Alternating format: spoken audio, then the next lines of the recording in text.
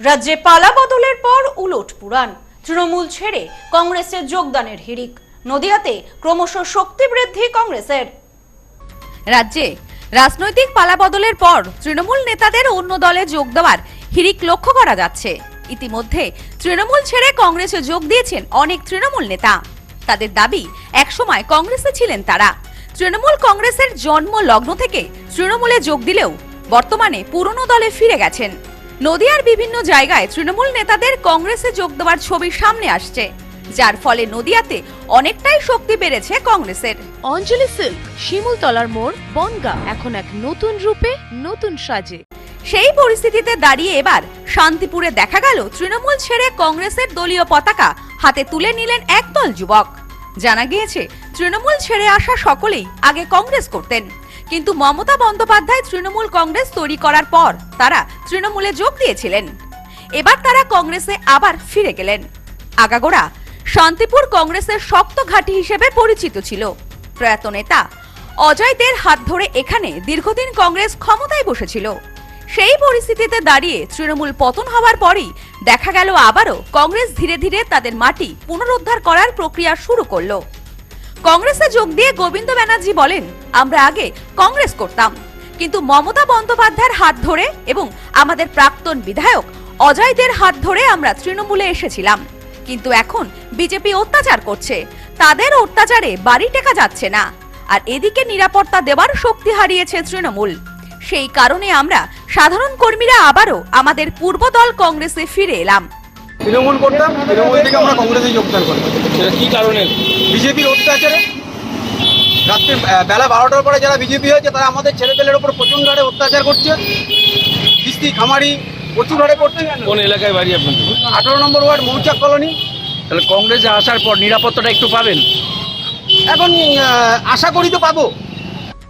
কংগ্রেস নেতা অলোক চ্যাটার্জি বলেন, এটা আমাদের সবেমাত্র শুরু হলো। প্রচুর সংখ্যক মানুষ যোগাযোগ করছেন।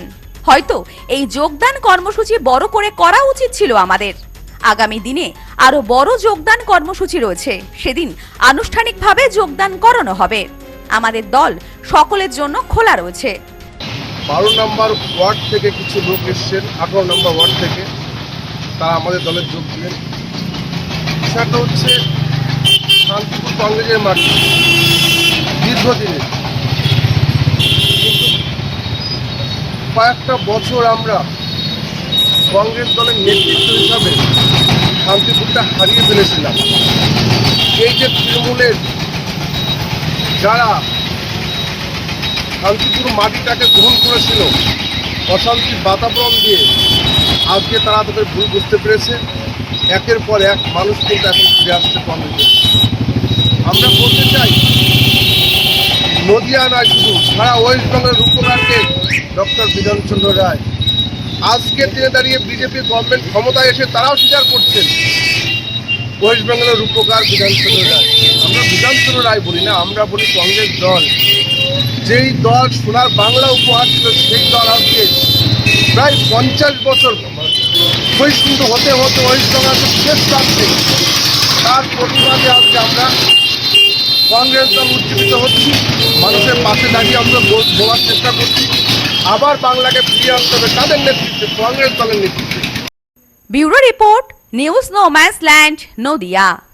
সম্প্রীতি guest house, hotel and restaurant. সমস্ত আধুনিক সুবিধাযুক্ত AC double bedroom, standard double bedroom, twin bedroom, deluxe double bedroom. আমাদের হোটেলেই রয়েছে বাঙালির খাবার সহ মাল্টি কুইজিন রেস্টুরেন্ট। শহরের মধ্যে অথচ সম্পূর্ণ নিরাপদ পরিবেশে থাকা খাওয়ার একমাত্র ঠিকানা Sampriti guest house, hotel and restaurant, Chakdah road, টবাজার, বনগা। ফোন 03215257603।